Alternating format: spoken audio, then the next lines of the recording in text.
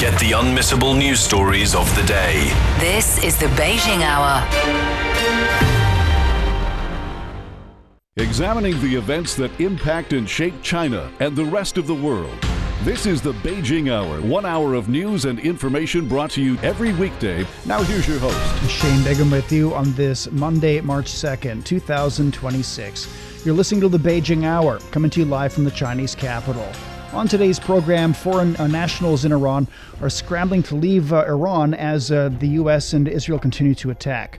China says it's received no prior warning of the U.S. Israeli attacks on Iran, and China's preparing for the start of its 2 sessions political meetings this week as delegates begin to share their plans for the event. In business, oil prices are surging following the attacks against Iran. In sports, China rallies to win its latest qualifier for the Basketball World Cup. In culture and entertainment, China's box office for the year has already hit the 10 billion yuan mark.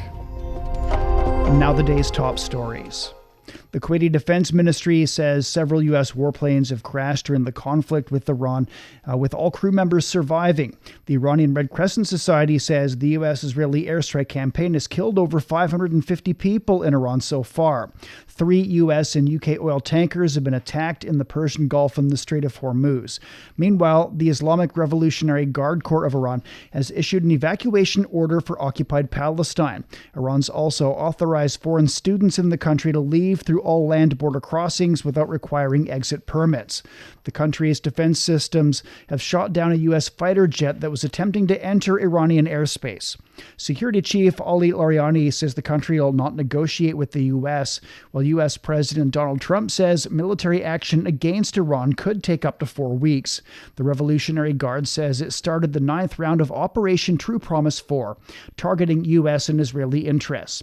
And President Masoud Pezeshkian says the new Leadership Council has begun its work.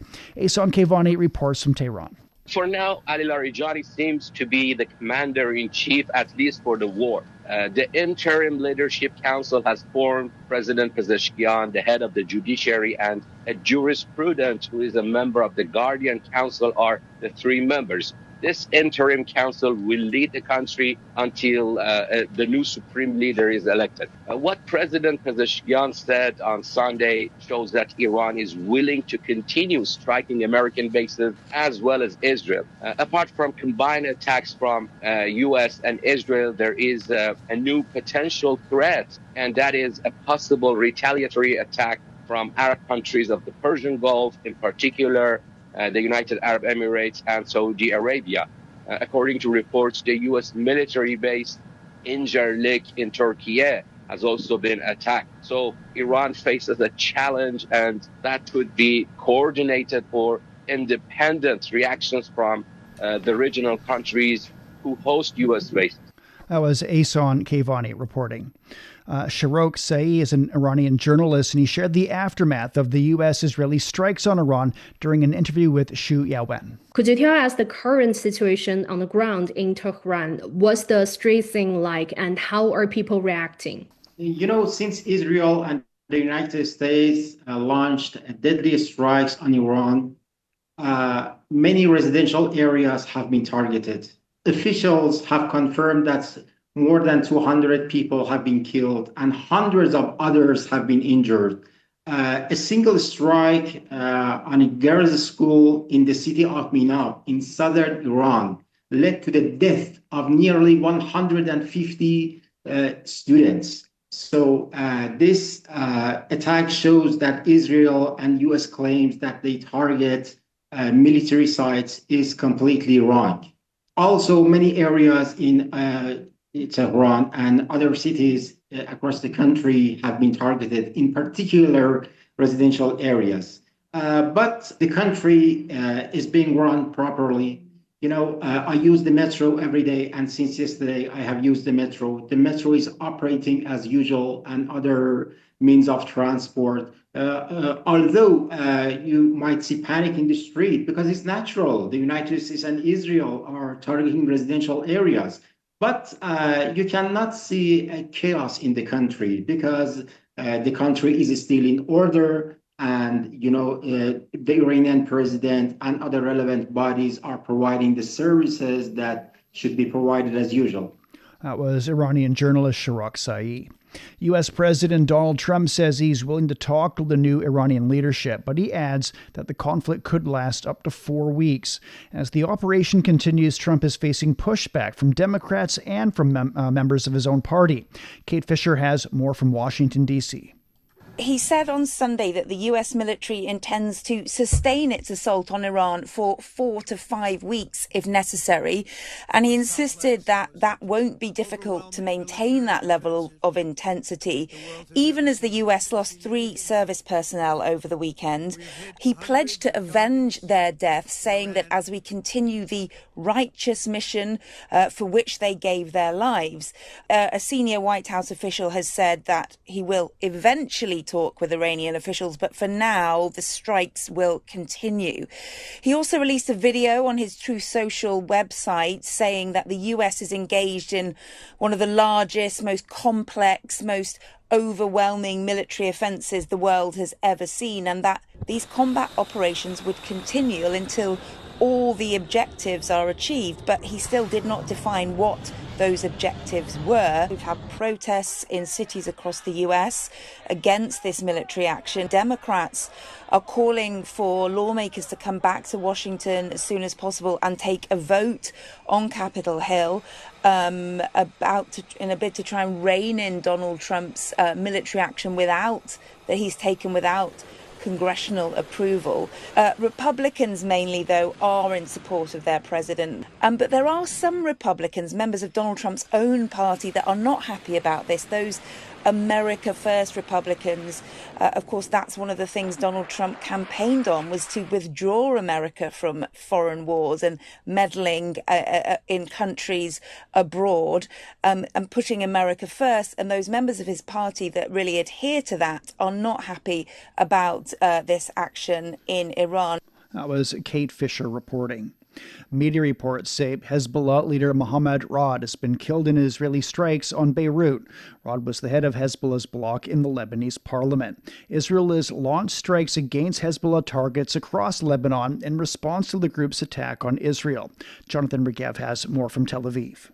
I think as of last night, the early hours of the morning, we can speak of a new front in this war. Hezbollah from Lebanon joining as well. It started with sirens roughly at 1 a.m. local time in northern Israel. Very soon it was clear that this time these are not missiles coming from Iran, but rather from Lebanon. The first launches from Lebanon towards Israel for nearly a year and a half, since November 2024, when the ceasefire that ended the previous war between Hezbollah and Israel was signed. Later on in the evening, about 2 hours later, there were very loud booms all across central Israel. We could hear them very well. Israeli sources say rockets were fired from Lebanon to an open area in central Israel. There were no sirens and no interceptions because the system understood it is going towards open areas. Israel, in retaliation, striking in Beirut, in the Dahya neighborhood of southern Beirut, the Hezbollah stronghold. Lebanese sources are speaking of some 30 people killed, among them Hezbollah officials, and the Israeli Defense Minister Israel Katz saying that Naim Qassem, Hezbollah chief, is now a legitimate target for the state of Israel since Hezbollah joined the war.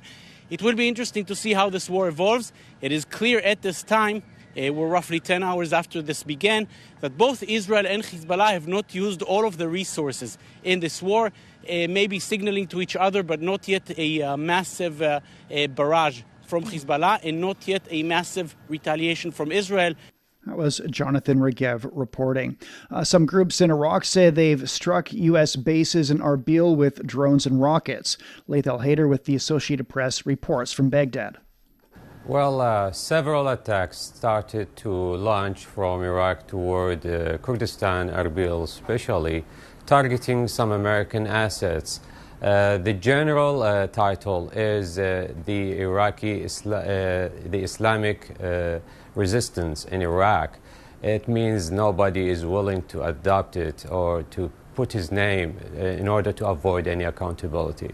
This is now the position of the proxies of Iran in Iraq. According to that, also there is information that we received that the last attack yesterday that took place in Diyala, North Baghdad, it was targeting a weaponry stash for PMF as well. And it took place there and caused some casualties. Today, this morning, 2 airstrikes took place in Al-Qaim, West Iraq, in the Iraqi-Syrian borders. This airstrike caused 5 KIAs for the PMF location. In the PMF location, the PMF Commission condemned the attack and considered it as a violation against the Iraqi soil sovereignty. Also called for a march in today's afternoon for the deceased to be for a funeral procession. That was Laith Al-Haider reporting. Coming up, China says it's received no advance warning of the U.S. Israeli attack against Iran. You've been listening to programs from CGTN Radio. CGTN Radio. We invite you to visit us online for more audio, pictures, and in-depth reports. At radio.cgtn.com, you can access a wide range of programs and find your favorite news, talk, features, entertainment shows, and podcasts. Hear the difference with CGTN Radio. 11 minutes past the hour. The Chinese Foreign Ministry says Beijing was not notified in advance of the U.S. military operation against Iran. The ministry also reported that a Chinese national died in the military conflict. Chen Ziyuan has more. At this Monday's regular press briefing, Beijing has expressed deep concern over the potential spillover of the conflict, expressing and warning that escalating hostilities could destabilize the wider region. At the afternoon's press briefing, Chinese Foreign Ministry spokesperson Mao Ning said that China was not notified in advance to U.S. military operation against Iran. And she added that such military operation launched by the U.S. as well as Israel against Iran was without authorization by the UN Security Council, calling that such action violates the international law, and adding that the security, sovereignty, and territorial integrity of the Gulf nation must be fully respected. And she added that China welcomes the special foreign ministers meeting of the Gulf Cooperation Council, which emphasized that diplomacy, dialogue is the only viable path to resolving the current crisis as well as safeguarding the regional security. China expresses deep concern over the current situation and firmly opposes the use of force and infringement upon the sovereignty and security of other countries in international relations. The top priority now is to immediately cease military operations and prevent the spread and spillover of war. China is willing to make joint efforts with the international community to actively encourage peace and prevent war, promote the settlement of issues through dialogue and negotiation, and maintain peace and stability in the Middle East and the world. Meanwhile, Chinese Foreign Ministry has confirmed 1 Chinese citizen died in the conflict and warning that as the security conditions in Iran remains tense, and the Chinese Foreign Ministry as well as diplomatic mission has issued multiple warnings, safety warnings, and asked the citizens to leave the region as soon as possible. And by Monday, according to the Foreign Ministry, more than 3,000 Chinese citizens have been evacuated, and also neighboring embassies as well as consulate have sent out working groups to ensure their safety departures. Again, the Foreign Ministry is urging its citizens in Iran to heighten precautions and leave the country as soon as possible. And also, in response to the foreign report on Iran nearing a deal with China to purchase CM-302 supersonic anti-ship missiles, Mao Ning calling such report as untrue and adding that as a responsible major country, China has been consistently fulfill its international obligation and opposed such report as malicious speculation, and saying that all sides should come together to help ease the tension in the region rather than inflame them further up. That was Chen Ziyuan reporting. The UN Security Council has held an emergency meeting in response to U.S. Israeli strikes on Iran and the subsequent retaliation by Tehran. Karina Mitchell has more from New York. The meeting was requested by China and Russia after the strikes and the retaliation. Bahrain, Colombia, and France also calling for the session. And comments made by the 15-member body showcase deep divisions when it comes to the strikes. UN Secretary General Antonio Guterres called for an immediate halt to the violence on both sides, calling on member states to abide by international law and the UN Charter. He described the civilian collateral damage in Iran. The attacks have reportedly caused significant civilian casualties. According to Iranian media, an airstrike killed at least 85 people and injured many more at a girls' school in Minab. Israel called the actions of Iran's state-sanctioned hatred. Danny Danon, the Israel ambassador to the UN, said Israel acted out of necessity. Meanwhile, Iran called Israel's aggression full-fledged violation of international law. China's UN ambassador also denounced Israel-U.S. aggression, adding it's ready to work with the international community to advance peace efforts. The military strikes occurred at a time when the U.S. and Iran were engaged in diplomatic negotiations, which is shocking. The parties concerned should demonstrate political sincerity, resume dialogue, and negations as soon as possible, and return to the right track of a political solution. The U.S. ambassador defended American action. The international community has long affirmed a simple and necessary principle. Iran cannot have a nuclear weapon.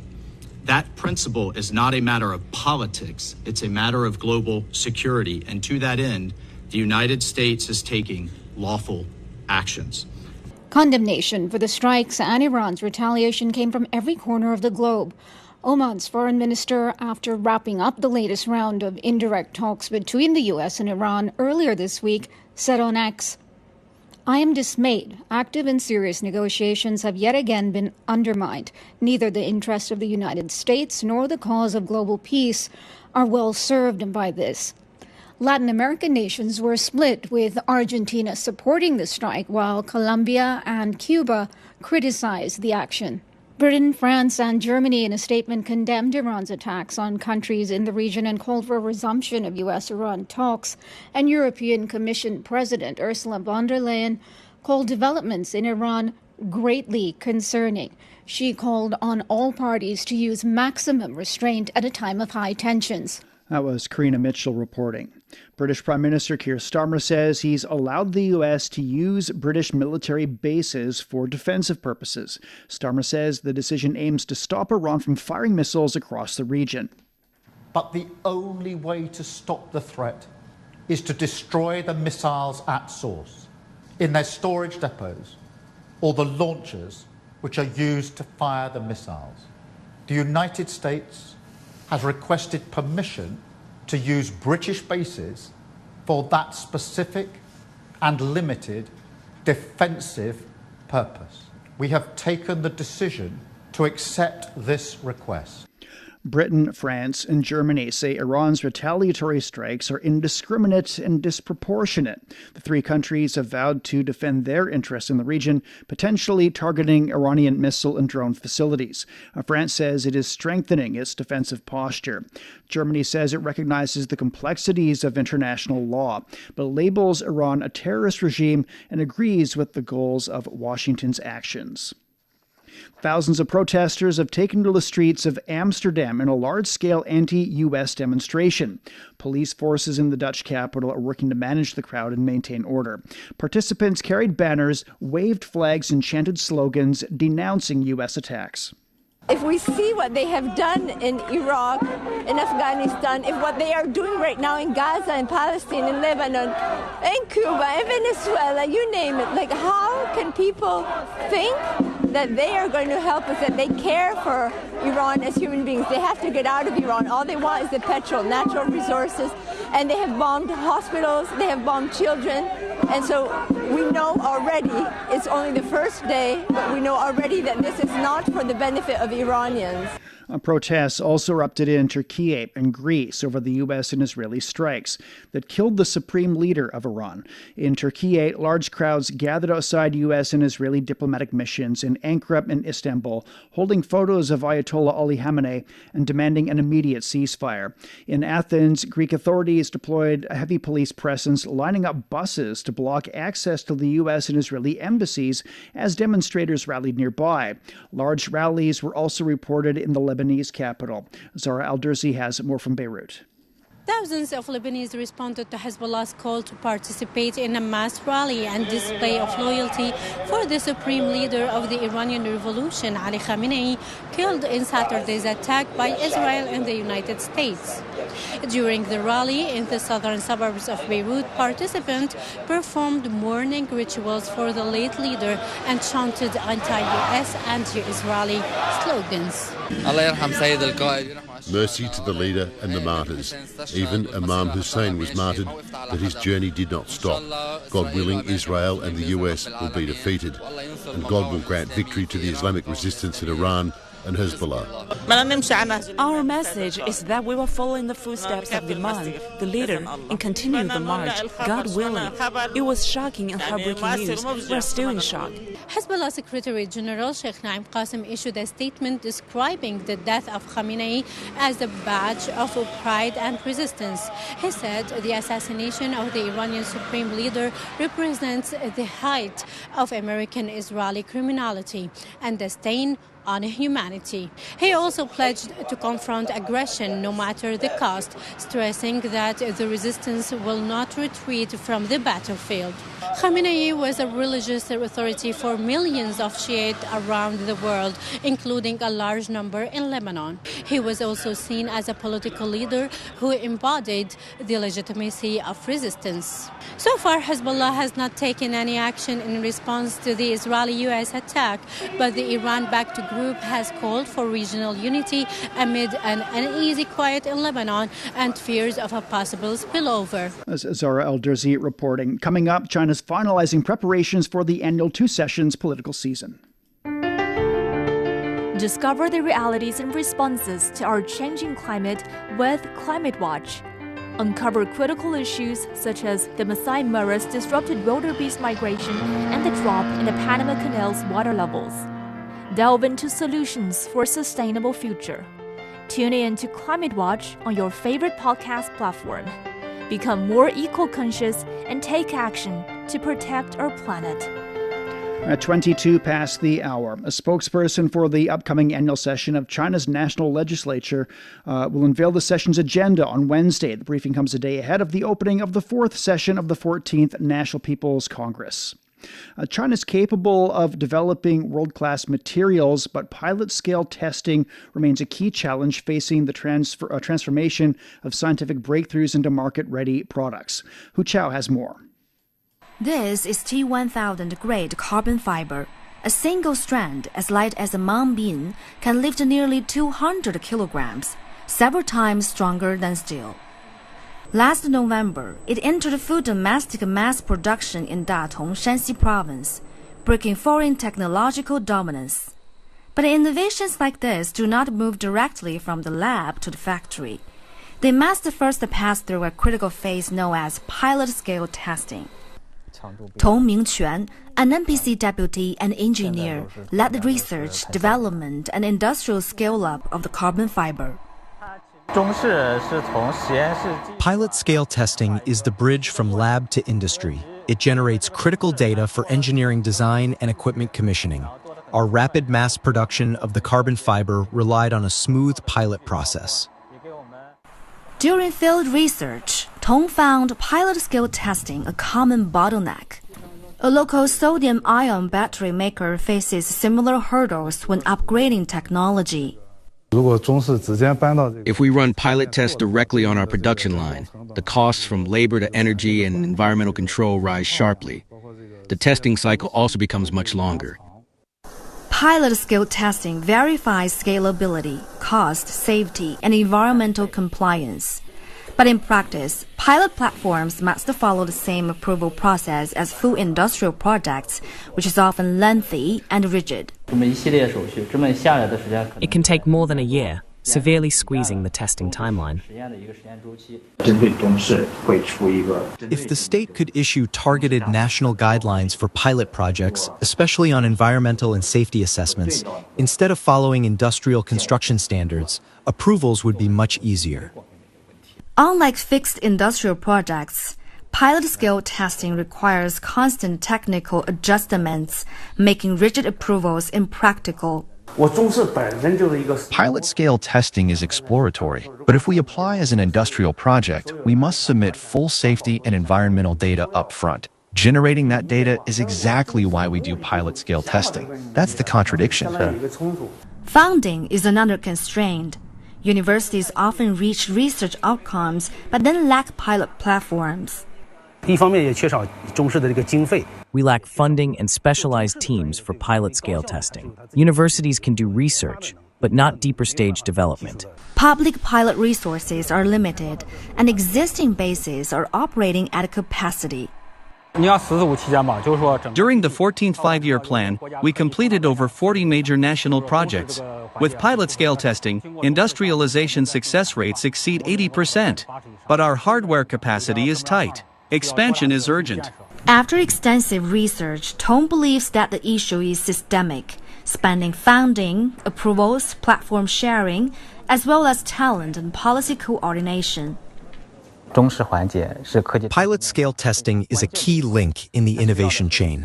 We need integrated solutions to clear the final mile from lab to production line. Tong says he will submit related policy proposals at this year's NPC annual session. That was Hu Chao reporting. A top Chinese meteorologist says the motto, putting people first and life first, has driven his research and work as a National People's Congress deputy. Sun Ye spoke with them. We met Zheng Yongguang just days before the opening of this year's two sessions. The weather scientist was putting the finishing touches on his latest proposals. How to better keep tourists safe when facing extreme weather events like tornadoes and deep freezes. Zheng says several incidents in 2025 left him deeply troubled. For example, last August, 12 tourists died in a sudden flash flood in Inner Mongolia. Last May, tour boats capsized in sudden strong winds in Guizhou province, killing 10. These incidents are all very heartbreaking. For us at the CMA, we need to improve our forecasting and early warning capabilities. We also want to strengthen coordination between departments so that when they receive warning information from the meteorological department, they can take defensive measures as quickly as possible, minimizing casualties. Zheng has also suggested ways to speed up alerts in affected areas. This is among the many proposals he has made over the years to help departments, institutions, and individuals to be more alert and responsive when coping with natural disasters. He knows firsthand just how devastating a sudden extreme weather event can be. His work led him to uncover the scientific mechanisms behind those events. He has also conducted many field investigations. In the summer of 2023, over 30 people were killed in the most severe rainstorms in decades in Beijing. In the weeks that followed, Zheng went on site many times.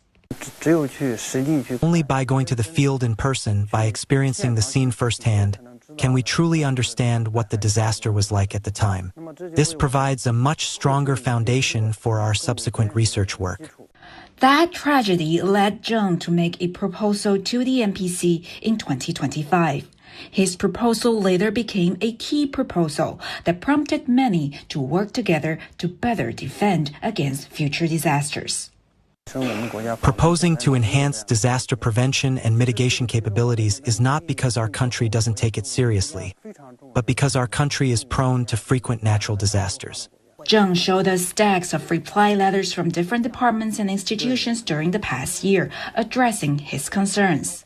In his research, Zheng spends much of his time using cutting-edge technology, analyzing data, developing AI tools, and improving forecasts. Our line of work means we must uphold the principle of putting people first and life first. Our primary responsibility is to do a good job in disaster prevention and mitigation, Whether as an NPC deputy or a scientist, it's all for the same goal. That was Sun Ye reporting. Beijing's getting sleet overnight. It's down to 0. Tuesday is cloudy and 10 degrees. It's time for a short break. And so far this hour, foreign nationals in Iran are scrambling to leave the country as the U.S. and Israel continue to attack. China says it received no early warning of the U.S. Israeli attacks on Iran. And China's preparing for the start of its 2 sessions political meetings this week as delegates begin to share their plans for the event. Shane Bigham with you. Stay with us here on the Beijing Hour.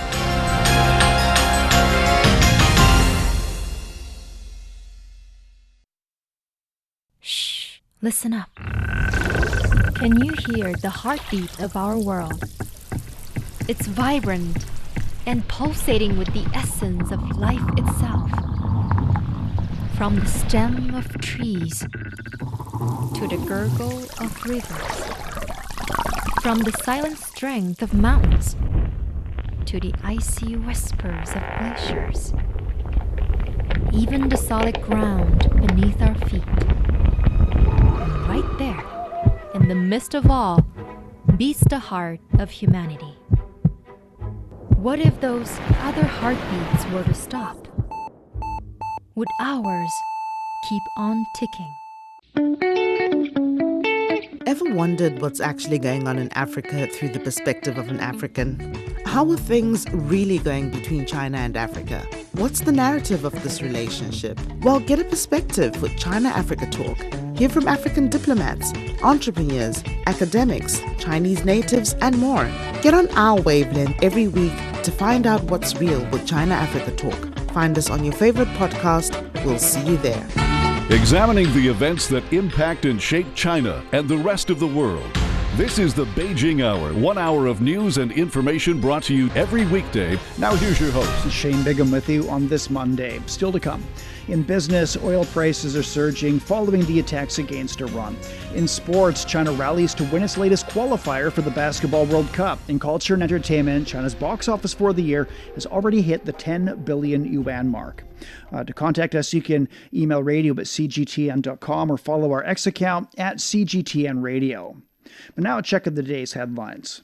A foreign ministry spokesperson confirmed that a Chinese citizen died in the military conflict in Tehran. Mao Ning says the Chinese embassy in Iran is helping the family. She says more than 3,000 Chinese citizens have now left Iran. Chinese embassies in nearby countries are assisting them. China again urges all Chinese nationals in Iran to evacuate immediately due to the security situation. The spokesperson also says China calls on all parties to cease military actions and prevent further escalation of the situation. She says further tensions could harm the global economy. Kuwait's defense ministry said several United States military aircraft crashed on Monday and that all crews survived. It comes after videos geolocated by CNN showed a fighter jet crashing in Kuwait and a pilot parachuting to the ground. Hundreds of protesters took to the streets of Istanbul on Sunday to denounce the Israeli-U.S. attacks on Iran. We are here specifically to condemn American imperialism. We reject and denounce American oppression and America's actions. We have gathered here not only to condemn, but also to show that we will fight against them for the rest of our lives. We are here to protest and condemn these massacres, this oppression, these invasions, to give a voice to the oppressed. Several hundred others also gathered in front of the Israeli consulate, holding up pictures of Iranian revolutionary leader Ruhollah Khomeini and the former head of Hamas, Hassan Nasrallah, who was killed last year. Meanwhile, a Turkish official says Foreign Minister Hakan Fidan held phone talks with his Iranian counterpart, exchanging views on the latest regional developments amid the ongoing crisis triggered by U.S. and Israeli strikes on Iran. Ankara has also called for a ceasefire and a return to negotiations to de-escalate tensions. French President Emmanuel Macron says the escalating Iran conflict has led France to reinforce its military posture and defensive support for Middle East allies. He condemned what he called disproportionate and indiscriminate Iranian missile and drone strikes, saying military and civilian sites were hit. The United Arab Emirates is by far the most affected and exposed. Qatar is also heavily targeted. All other countries in the region have been hit. In the UAE, we have a hangar at our base, adjacent to the Emirati base, that was hit in a drone attack targeting the port of Abu Dhabi. France maintains military bases in the Gulf and has held emergency security talks in Paris to assess risk and potential economic fallout. Palestinians in southern Gaza are rushing to markets for a second day, stocking up on food amid fears of famine. The panic erupted after Israel announced on Sunday it was closing all crossings into Gaza, reigniting memories of last summer's shortages. People are scared of the famine that they endured in July, August, and September, and it was a difficult time for people. Today, people are taking precautions in order to avoid what happened last time, the famine. The situation was catastrophic yesterday for people in Gaza. Once the war on Iran happened, all people were scared of famine and shutting border crossings, and the scarcity of food and flour. All the people rushed to markets, and they all wanted to shop and hide. We are scared of the famine that happened here 3 months ago. The surge in buying came as U.S. and Israeli strikes on Iran sent tensions soaring, with the conflict's impact felt immediately across Gaza. Authorities in Texas say a gunman opened fire at a crowded bar in Austin early Sunday, killing 2 people. Police responded to reports of shots fired at Buford's, a popular downtown beer garden. Officers confronted the suspect and shot him at the scene. Austin Mayor Kirk Watson praised the rapid response by police and rescuers.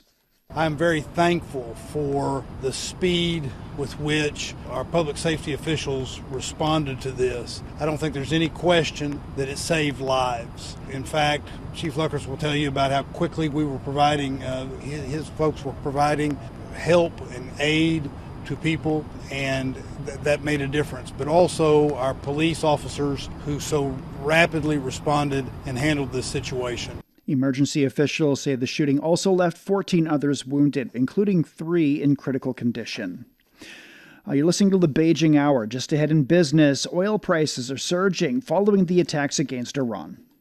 The Beijing Hour, your window on China and the rest of the world. At 37 past the hour, stock markets on the Chinese mainland closed mixed on Monday. The Shanghai Composite was up around 0.5%. The Shenzhen Component lost nearly 0.2%. Oil and gas exploitation and aerospace equipment were among the top gainers. Timothy Pope has more. The continuing strikes against Iran by Israel and the U.S. and retaliatory strikes as well by Iran on various targets around the region. Now, this has shaken the markets, obviously, just as it's shaken the world. And the Shanghai Composite Index actually was one of the few regional indices rising, adding 0.5% thanks to gains from energy stocks. Oil prices have surged as this conflict has started to widen, and that's helped to push up shares in Chinese oil refiners. But the picture is actually a little more nuanced for China, which processes some oil extracted in Iran. The quantities have fallen sharply in recent years, and most of that oil is bought at a steep discount and goes to small independent refiners, not the ones you see listed on the stock market. Gold stocks were also back up. We saw an index tracking them up almost 7%. This arguably predictable as investors chase those safe haven assets. Airline, they were down as well. The Middle East being a major international travel hub, we're already seeing flight disruptions and airport disruptions there. And of course, airliners are very heavily fuel dependent. Oil price goes up, so does the price of jet fuel. Hong Kong's Hang Seng Index decreased over 2.1%. In Japan, the Nikkei lost around 1.4%. Oil prices have surged following the U.S. and Israeli strikes on Iran. Brent crude oil prices rose as much as 13% on Monday morning, breaking through $82 per barrel to reach their highest level since January of 2025. WTI crude oil prices were up more than 12% at one point. The tensions have brought oil and gas transport through the Strait of Hormuz to a virtual standstill. As the world's most crucial energy choke point, the strait handles roughly 1/5 of global crude oil and significant natural gas flows. The situation in the Middle East is keeping global investors on edge. International oil prices rose significantly through February, and so far this year, oil prices have increased around 17%. Meanwhile, the Organization of the Petroleum Exporting Countries and its allies have decided to ramp up oil output by 206,000 barrels per day in April. Member countries, including Saudi Arabia, Russia, and the United Arab Emirates, made the announcement after reviewing global market conditions and outlook. OPEC says previous voluntary cuts could be phased back in either partially or fully, depending on evolving market conditions. Voluntary cuts of nearly 1.7 million barrels per day, first announced in April of 2023, were later extended through the end of this year. And for more, Zheng Junfeng spoke with Liu Shu, Executive Director of the Center for International Energy and Environment Strategy Studies at Renmin University of China. Mr. Liu, how might global oil prices trend in the coming weeks? That's a question among all global investors. Well, I think we already seen that there's a rising trend already start. And because the oil price is not only a supply problem or demand problem, but it's also a very important psychological problem. And we find that people already started to have such kind of psychological preparation about the future rising of the oil before the start of the U.S. military operation. And we find that after that, this really now we can see this almost 10% or more than 10% in both in U.S. and also in U.K. The crude oil market. Yes. And I think it depends on the future tendency of the conflict. If it lasts for several weeks, I think the oil price will continue rising. And even maybe the twice of that in the last week. I'm afraid that if there is no final decision between the U.S. and Iran, it may be reach a historical record in the future. That was Liu Shu with Renmin University of China talking about the economic backlash from escalating tensions in the Middle East. The term emotional economy has gained traction as a buzzword in provincial government work reports across China.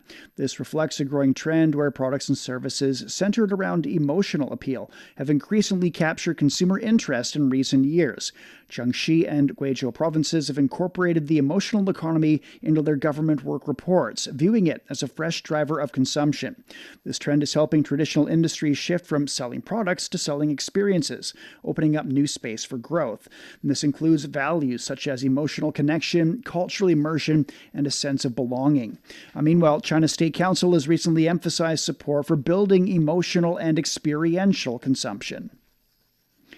Chinese policymakers are actively exploring innovative approaches to stimulate domestic spending and enhance the well-being and happiness of the people. One emerging trend is what's being dubbed as the emotional economy. It means people buy not just for necessity, but for joy, personal connection, and a sense of self. Yu Hongyu has more. Joy, healing, a sense of belonging. These aren't just personal feelings anymore. They're driving China's next big economic shift. Shoppers are changing the consumption game. It's less about how much does it cost and more about how does it make me feel. For many customers, it's no longer just about prices versus utility. It's more about emotion, identity, and impulse. This is the emotional economy, a fundamental shift from value for money to value for mood. Chinese retailers like Miniso have tapped directly into this. This is not a cup. You're actually buying Harry Potter. And this is more than a toy. You're actually buying Stitch. And they're doing it with help from some of the most powerful names in global entertainment. I just finished watching Zootopia, and once you see all the Zootopia merch, you can't help but want to buy some. Miniso's prices are good, and I like the characters, so I come in to look around. When I'm shopping for daily necessities, I just buy what I like. Beyond basic needs, today's consumers crave products that reflect their identity and social value. We're enhancing every touch point to enable richer brand conversations. But this trend goes far beyond the shopping bag. In the Taimlong Ocean Kingdom in China's Guangdong province, it's about creating entire worlds built on emotion. They don't just want your ticket money, they actually want you to eat here, to shop here, The slick gear is a whole immersive experience over there. But the only difference is that you get to eat beside the world's largest aquarium over there. The economic ripple is significant. For every 1 yuan the park earns, it generates nearly 4 yuan for the host city. Across the wider supply chain, that multiplier reaches 15 yuan. And that potential is now a key focus for local governments, turning the happiness factor into a real economic growth target. Growing really fast, and you have from very traditional cultural products and to the new kind of the toys that we talked about, Labubu. 90% of the Gen Zs say that they do prioritize the purchases that give them emotional values. Many of them spend about $155 a month on these kinds of spendings. By 2029, China's emotion-driven market is projected to surpass 4.5 trillion yuan. That's over $620 billion. As lawmakers prepare together in Beijing to map out the next phase of high-quality development, this multi-trillion yuan market represents a powerful new growth engine. In this economy, feeling great emotionally isn't just nice, it's smart business. That was Yu Hongyu reporting. Chinese tech brand Honor has unveiled what it calls the industry's first robot phone ahead of the 2026 Mobile World Congress in Barcelona. CEO Li Jian says the robot phone features the industry's first 3-axis gimbal camera system integrated into a smartphone, describing it as a new species of smartphone. According to the company, the product combines 2 core AI capabilities, embodied intelligent interaction and flagship-level imaging, to offer what it calls an embodied AI experience. The device supports full-angle AI video calls, expressive body language interaction, and rhythmic motion. It also delivers cinema-level imaging performance, including advanced anti-shake video functions and AI-powered object tracking. This year's Congress will run from Monday to Thursday. Its show floor will host over 100 pavilions representing countries, regions, and technologies. And China's State Taxation Administration's unveiled the outcomes of key initiatives carried out in 2025, designed to build a unified national market and support high-quality economic development via fair tax policies. A core component of these initiatives was strict governance of unlawful tax practices tied to local investment incentives. The administration also enforced a disciplinary rule that prevented local tax authorities from participating in or overlooking such activities. Last year, they investigated over 380 leads on suspected violations, with confirmed cases promptly rectified. You're listening to the Beijing Hour. Coming up in sports, China rallies to win its latest qualifier for the Basketball World Cup. Sideline Story brings you all things sports related. The hottest topics, latest events, juiciest stories, all with a very personal take. Subscribe to Sideline Story Podcast for heated sports discussions covering events that are happening in China and around the world. 47 past the hour. In sports, China rallied from an 11-point deficit to defeat Chinese Taipei 100-93, securing its second straight win in the FIBA Basketball World Cup Asian qualifiers. Veteran guard Zhao Jiwei hit a deep three-pointer to tie the game at 91 with under 3 minutes remaining before clutch free throws sealed the victory on Sunday. 5 Chinese players scored in double figures. China now sits at 2-2 in the group, level with South Korea, while Japan leads at 3-1. The top 3 teams will advance to the next phase after the final 2 rounds in July. Beijing Guoan lifted the CFA Super Cup after beating Super League champion Shanghai Port 2-0 in heavy rain in Nanjing. The FA Cup holders took the lead in the 31st minute. Shanghai Port came close before halftime, but hit the post. Substitute Cao Yongjing sealed the win with a low finish in the 84th minute, securing Guoan's 3rd Super Cup crown, and a perfect start for new head coach Nick Montgomery. It's fair to pick out any player. I thought every player played a real big part in the game tonight from start to finish. The players that started, the players that came off the bench, and I thought it was a really good game. In my first competitive game, and for some of the players, that's probably their first trophy they've won. So it's a good start, but it's only a start and gives us confidence that what we've been doing in the pre-season has been worth all the hard work, and we'll enjoy tonight, but then we move forward very quickly for the start of the Chinese Super League. Guoan previously won the Super Cup in 1997 and again in 2003. In the English Premier League, Arsenal strengthened its grip on the title race with the hard-fought 2-1 win over London rivals Chelsea, moving 5 points clear at the top of the table. The Gunners edged a tense contest at the Emirates, with manager Michael Arteta describing it as a true battle. A proper London derby was, and we expected that because of the quality of the opposition, because the individual quality that they have, and because we played them 4 times already, so we know how good and difficult they are to play against. I thought we started the game so well. The first half it was very, very dominant. I think the margin, the scoreline should have been bigger, but we were 1-1. And on top of that, Chelsea did some very, very good things in that period, and we needed David to win us again. Well, elsewhere, Manchester United came from behind to defeat Crystal Palace 2-1 at Old Trafford, climbing to third in the standings. Lionel Messi scored twice and provided an assist as Inter Miami came from 2 goals down to defeat Orlando City 4-2 in Major League Soccer. Orlando struck first before Miami began its comeback at halftime. Messi equalized with the superb strike from the edge of the box and sealed the win with a curling free kick. Inter Miami now sits 7th in the Eastern Conference, while Orlando remains without a point. Defending champions China will open their Group B campaign at the AFC Women's Asian Cup on Tuesday against Bangladesh. The Steel Roses are chasing a record-extending 10th title, and forward Zhang Linyan says the team is ready to deliver. We played 2 warm-up games in Newcastle and we are in our best form. In this first match, we want to show our playing style. Of course, the priority is to win and to score more goals. We also need to do our best to reflect the results of the 42 days of training before coming here. While China remains the only team never to have finished outside the top 4 in the tournament's history. The competition runs from March 1st to the 21st, with 12 teams battling for places in the knockout stage. At the WTT Singapore Smash, China's Wang Chuqin claimed the men's singles title with a dominant 4-0 victory over Chinese Taipei's Lin Yunju. Wang dominated from the start and never let up, maintaining his momentum all the way to the finish. It marks another statement win for the reigning world champion. Whether it's the Asian Cup or this competition, regardless of the points at stake, the opponents we face are always the world's strongest and the best. Every victory along the way is valuable experience.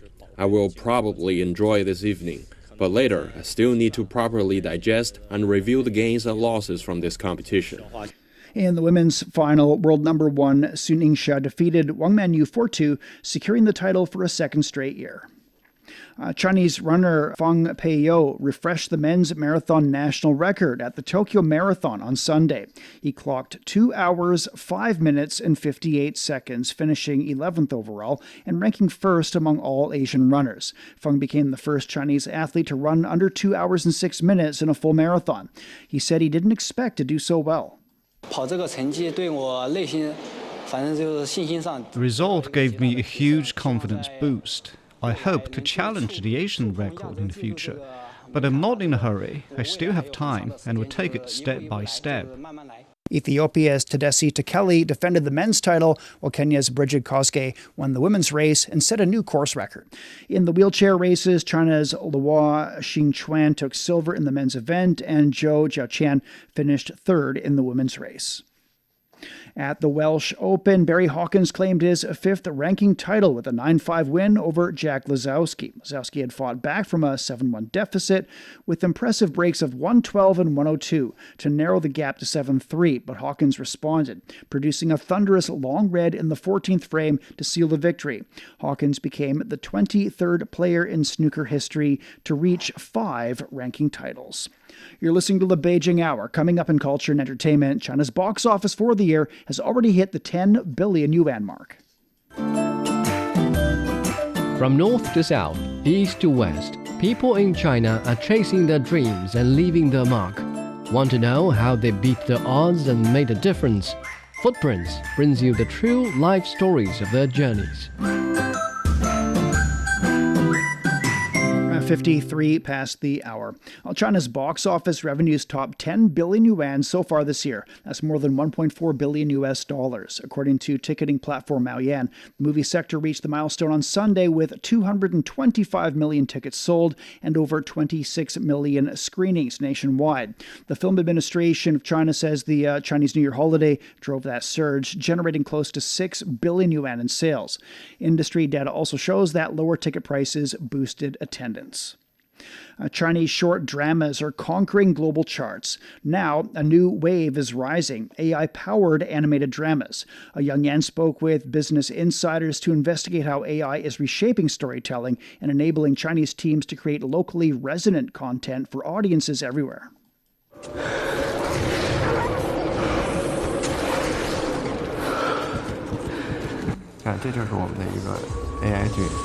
This is one of our AI-generated animated drama.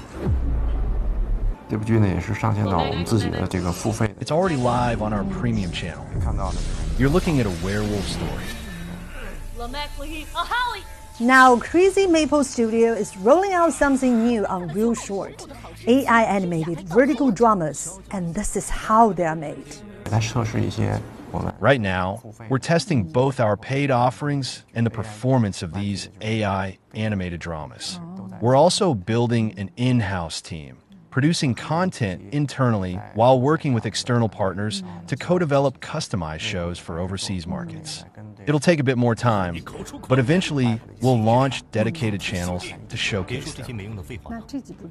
So are these shows giving you a new format for content? And are they changing things in terms of the cost or on other fronts? Yes, they're definitely a new format. And on cost. Some licensed AI dramas are clearly cheaper than live action. But right now, our main focus is seeing how well overseas users accept this format and whether it works with performance marketing. Live-action short dramas are still going strong. In the U.S. and Canada, Chinese teams are directing English-language micro-dramas, while local talent handles casting, crew, and underground production. So Real Shorts is really focused on universal storytelling. And that's why we like to invite compelling stories from all over the world. So we work with a wide range of narratives, from popular book adaptations, bound by honor, to the original concepts. And we have brought stories from many different cultures and perspectives to bring into these particular storytelling. Chinese short dramas are taking off overseas, but insiders say we're still in the early innings. The US leads with more locally resonant content, while Japan, South Korea, and Southeast Asia remain wide open. What's changing the game? AI. Overseas, they unlock genres live action can't easily do, like post-apocalyptic or Chinese fantasy. Too costly or hard to shoot in real life. But with AI, we bring them to life and reach new audiences. As 2026 unfolds, China's short drama expansion overseas won't just depend on live-action formats. It will increasingly leverage AI to generate full animated series, customized per market at lightning speed and a fraction of the cost. That was Yang Yan on AI-powered animated dramas. We're at 57 past. Beijing's down to 0 this evening. Tuesday has cloudy conditions and 10 degrees. Shanghai's overcast overnight, and tomorrow a low of 6 and a high of 10. Chongqing will see a light rainfall and 13 this evening, then overcast skies and 17. Nanchung's overcast and 9 overnight, then cloudy and 14. Last is getting clouds and a low of 0, then sunny and 12 degrees. That's it for this edition of the Beijing Hour. Making news today. Foreign nationals in Iran are scrambling to leave the country as the U.S. and Israel continue to attack. On behalf of the staff, this is Shane Bigham in the Chinese capital, hoping you'll join us for the next edition of the Beijing Hour and open a window to the world together.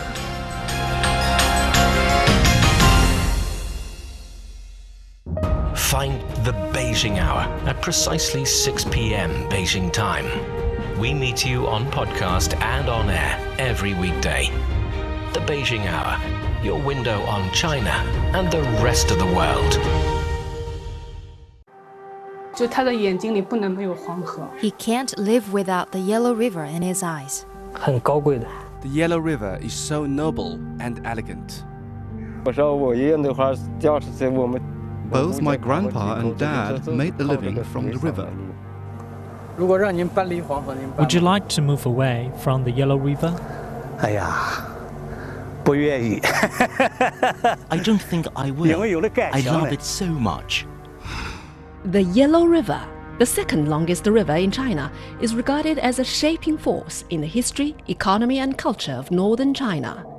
Today, about 100 million people live within its water basin, making up nearly 9% of the country's population.